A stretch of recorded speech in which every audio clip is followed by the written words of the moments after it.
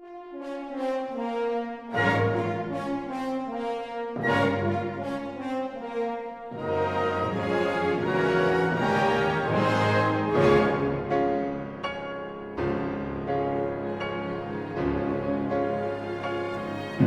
can only breathe freely in an atmosphere of freedom. John Stuart Mill. This is Citadelium, episode 17, and I'm your host, Yuri Degaya. Today I want to talk about something that I think is already happening and needs a little more attention, and that is the end of the nation state. I do think that the nation state is close to its final days, although days may be a stretch here. Of course, this process can take still decades or even a couple of centuries, but I do think that the nation state is seeing its last bit of time on this planet. So, what does it really mean? What do I mean by saying that the nation state is dying? Well, first of all, you have to understand that everything in nature is cyclical, and obviously everything that has a beginning has an end. Even some of the infinite things that you read about, they actually most likely have a beginning and have an end, and it's just because we don't know where it begins and where it ends, so we can't really see it. And then I think that the nation state will also end on a long enough timeline because it already began just a few thousand years ago, or maybe even a few hundred years ago, according to some people, because what we see right now in the world and what we call a nation state is quite a new phenomenon. So I think it will end regardless, and the question is how. Now, I believe that there are two major ways that the nation state will end. The first one will be through globalism, and the second one will be through anarcho-capitalism or natural order.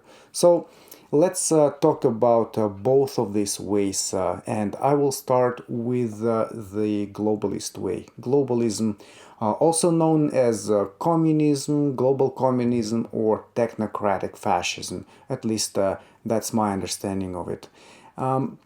So I think it's quite clear right now that this way of living is being implemented already by the so-called elites, and we can see this being implemented via the slogans of the Great Reset, Build Back Better, and we're also seeing some of the places on this planet experimenting with different technologies such as social score systems, and we're also seeing this how this pandemic is playing out with the rollout of vaccines and eventually COVID passports, the restriction of travel and things like that. This is all the signs of globalism. These are all the signs of the communism and the technocratic fascism that is coming. Basically, this method of governance can be called a forced method. Why is it a forced method? Well, because I believe that it's not really natural. It is actually forced onto the masses by the elites. But which kind of elite promotes this? I think this method is promoted by the fraudulent elite. And by fraudulent elite, I mean the people who are the best at scamming other people. Those are the best of the best in terms of fraud. So obviously, and actually an anecdote here, I know for a fact that even scammers, they have their own little communities. Take, for example, cryptocurrency scammers, right? They have their own little communities, and they have forums and stuff like that where they exchange information, and they actually compete with each other on who will scam better, and they exchange some tips and leads and things like that. So there is a community, and I think if you talk about scammers and you take the best, the creme de la creme of the scammers, I think globalists, or the parasites as I call them, are that. They have nailed the techniques and the necessary methods of how to scam not just one person or a family or a whole town. They understand so much that they can actually scam the whole planet. And they have been doing it for a few centuries already. And central banking, for example, is one of the ways they scam the planet. But there's also many other ways connected with food and health and oil and gas and all kinds of things out there. So I think that it's very important to understand that the globalist way of ending the nation state is a forced method, and this method is forced by this fraudulent elite who have amassed these huge amounts of power and money and military power and all kinds of technology that is completely shielded from the rest of us. They are trying to impose this way of living on the planet. So, what does this way of living look like? What are the characteristics of this world under globalism? Well, I think the most obvious characteristic is that world government is there. So there is no other governments. There is a world government, one world government that pretty much governs the whole planet. And obviously, it consists of various branches. We can already see them forming. They've been around for quite a while. The United Nations being one part of it, and all its subsidiaries. Also, the international banking systems, the International Monetary Fund, the BIS, the World Bank, and some such organizations. Even the World Economic Forum is probably one of them, as we can see that they are promoting the Great Reset, the Great Reset, the Build Back Better, and stuff like that pretty heavily. They write books about it. So it's not a secret anymore. Obviously, everything is out in the open right now. They don't feel the need to hide anymore because they believe that they have the masses on their side. And not naturally, of course, they believe that they have brainwashed the masses enough for the masses not to essentially revolt against this type of system that they are trying to impose. So, what are the other characteristics of a world under globalism? The second one is a single global currency. And I do not think that it will be Bitcoin because obviously Bitcoin cannot be really controlled by any central government or authority. So that's why they are working and actively discussing things like CBDCs, central bank digital currencies, and other currencies that could be issued as a basket of current currencies. For example, the special drawing rights.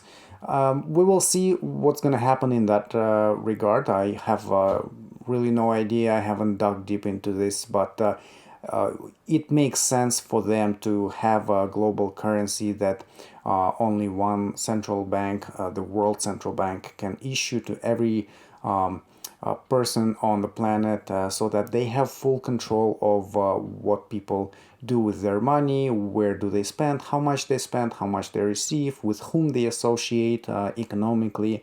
That is going to be very, very important in terms of the mass surveillance apparatus that they're building.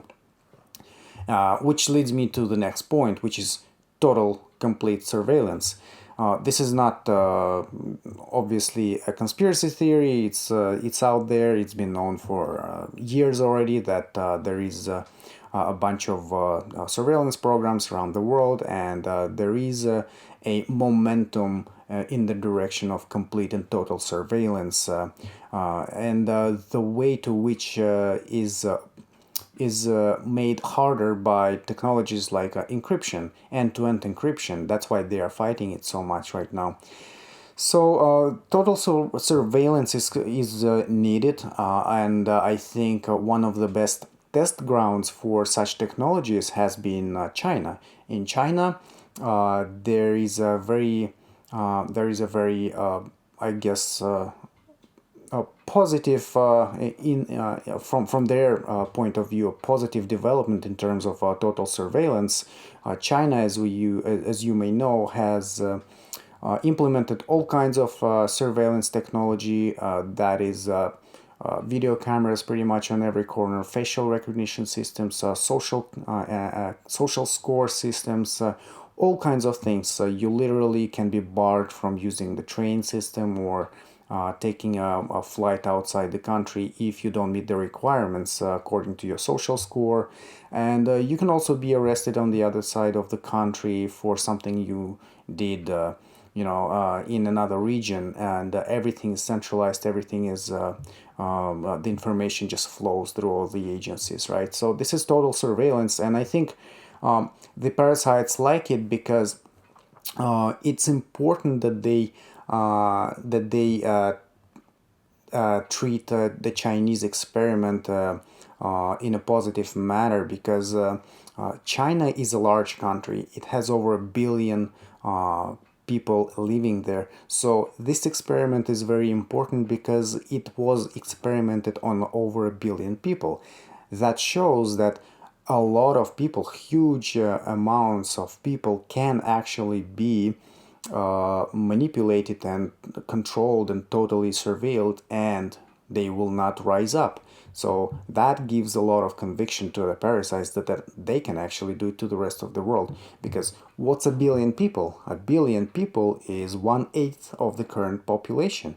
You just scale it to eight times, and you have the whole planet under your boot. So at least that's what they think, and that's where they're going with it. I don't think that's the case, because we also have to take into account all kinds of characteristics of different peoples in the world, and that different nations, different ethnicities have different relationships with authorities. And it is probably due to the fact that the Chinese people normally respect and follow the authority, that this experiment was extremely successful. But we'll see what happens in the rest of the world. Like I said, the experiment is well underway, so the next few years will be quite important. Now, there are a few other things that you can expect under the world on globalism, which is the restriction of movement, of course. While there will be essentially no nation states, no other countries. It will be just a global country. There will be still regions, and some people may prefer to live here or there. Let's say, based on geography, someone will want to live in a warmer country. There will be restrictions on movement, and like I said, they will be connected to your social scores and other things. For example, let's say you don't have a COVID passport, or you are associated with friends who engage in wrong thing, right? Who just have opinions that don't go according to the line of the party. Obviously, you won't be able to travel to those warm places because you just don't meet the requirements of a good citizen. So these can be expected very well. I mean, we can already see this happening right now. It's basically a beta test, so to speak, and this will be most likely implemented worldwide unless things start changing very, very soon. We can also expect the elimination of private property, and that in turn will lead to the elimination of most other basic liberties in the world, because as I mentioned in one of my previous episodes, the right to private property is the most important right that you can have. From the right to private property, every other right stems. So it is extremely important that the right to private property be eliminated under the globalist communist regime. And of course, we can already see that type of messaging in social media, online, in their books, that they're promoting that you won't own anything and you'll be happy because the burden of private property will be relieved from you, and you'll be just able to rent absolutely anything you want from the big corporations like Amazon, Microsoft, and Google. Now, I think another extremely important point is that the world under globalism will also be a world in a state of perpetual war or perpetual cataclysm. This is needed because you have to keep the population under control, and the best way to keep the population under control is to make the population fearful of something. When they fear something, they can be controlled very easily. Fear is the mind killer, as the saying goes from the Dune. Now, right now, of course, it's being tested with COVID, with the virus, and we can clearly see that lots of people are really afraid of it. People drive all by themselves in the car wearing a mask. People go for a walk on the beach in a mask. That's obviously completely nonsensical, but regardless, it works, and I think the parasites know that fear is the best weapon that they can have. So we can definitely expect a state of perpetual war, whether this war is real or fake. An invisible virus is very perfect. No one can see it, but yet it's there. It's everywhere, nowhere at the same time.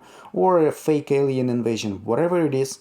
There is going to be some global event that's going to be perpetually there to keep people in check.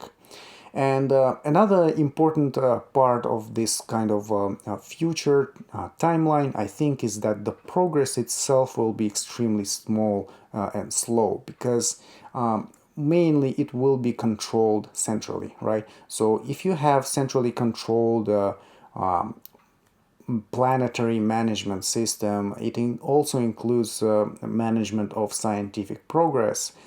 So anything that is invented will probably have to go through the scrutiny of the central government, and then they will be deciding what can and cannot be released, developed further, and so on. So obviously, on the other hand, when you talk about the free market, this type of thing doesn't happen. An inventor invents a thing, and it's just there, and there's a competition of inventors all over the world. So imagine the complete opposite of that. I think that's exactly what's going to happen. So we will see a complete retardation of progress. As a matter of fact, most likely it will be just backwards progress, or as I talked in one of my episodes, it will be pretty much the destruction of civilization as we know it. It will be not progress, it will be regress, recession into some kind of a barbaric age, probably. We'll see. Now, let's switch to the second mode through which this nation state free world can come through. And I think this second one is anarcho-capitalism, also known as natural order. I like to use the word natural order. Or you can also call it private property anarchy. Now, the this method includes various modes of operation in the world, or various modes of governance, and these include classical monarchy, republic, new feudalism, or even corporatism. And by corporatism, I don't mean the large global corporations. I mean lots and lots of smaller corporations that start their own private cities, private communities, and manage them essentially for profit. This, again, as opposed to the previous method, I think this method is not forced. This method of development is a natural method. And it is a natural method because there is no fraudulent elite that tries to scam people into accepting this type of governance. As a matter of fact, this type of governance comes naturally from competition among many individuals and many organizations and communities who compete for developing better living conditions for other people. And that's why I think it is a natural method of ending the nation state. The Just like the other method, this method is also promoted by an elite.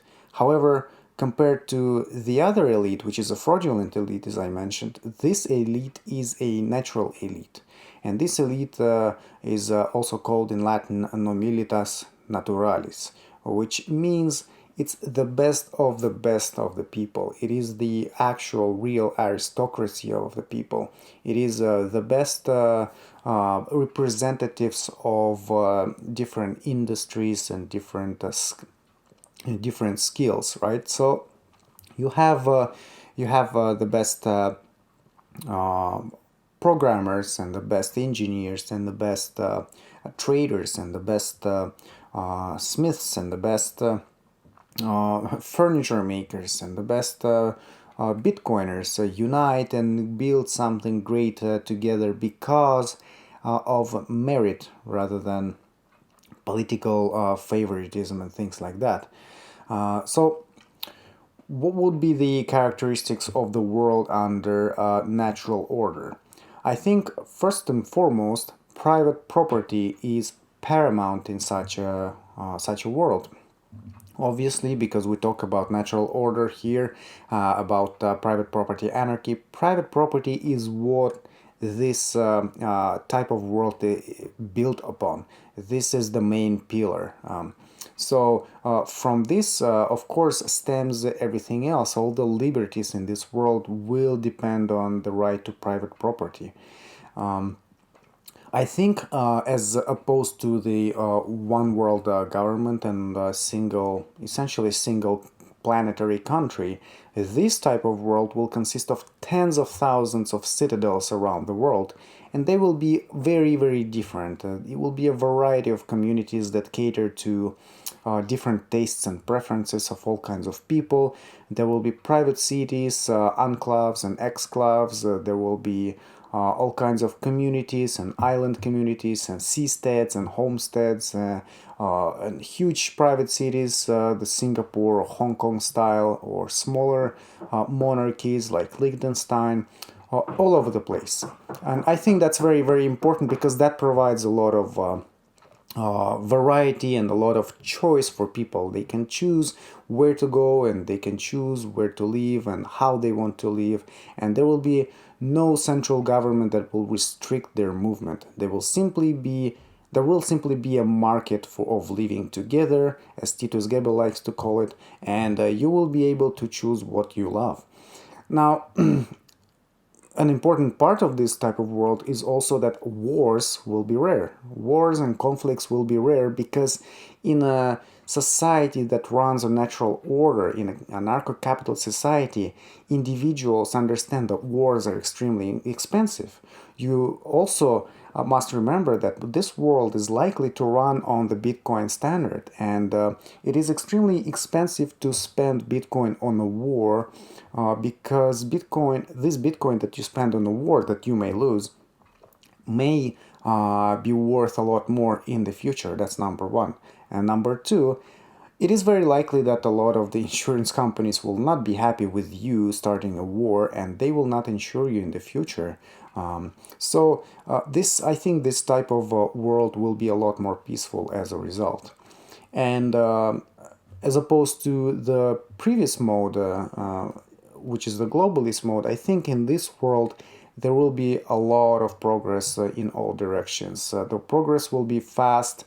There will be lots of scientific discoveries, lots of competition in all fields will literally shoot up as a hockey stick in terms of discoveries. So we'll probably rediscover the real history of human kind. We will open up new frontiers in space. We will further study the oceans and our own planet, and we will harness new types of energy.